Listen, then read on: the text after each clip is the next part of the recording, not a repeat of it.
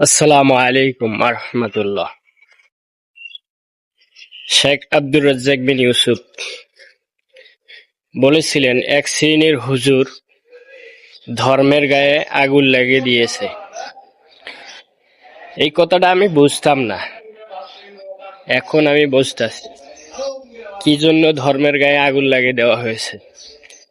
এক শ্রেণীর হুজুর 3টার সময় আজান দেয়, তারা 3:20 বা 15 নামাজ পড়ে।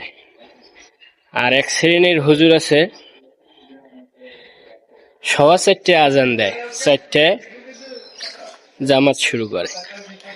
তাই নিয়ে তর্ক এবং বিতর্ক হয়েছে কালকে আমার সাথে। এখন কে সঠিক কে ভুল, সাধারণ মানুষ তো আর এটা বোঝে না। সাধারণ মানুষ হচ্ছে, ধরেন আমি হলাম সালাফি, আমি সালাফিদের সিস্টেমকে মেনে চলি।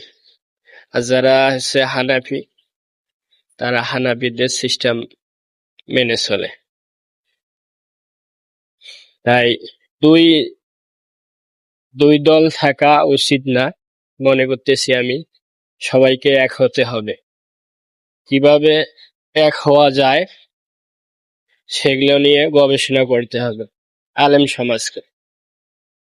নাইলে কালকে যে আমরা দুই দলের দুইজন ছিলাম, কালকে বিশাল তর্ক বিতর্ক হয়েছে। দুই দল থাকা যাবে না, সবাইকে এক হতে হবে।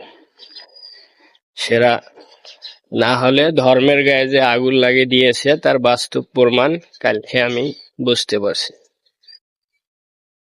আসসালামু আলাইকুম।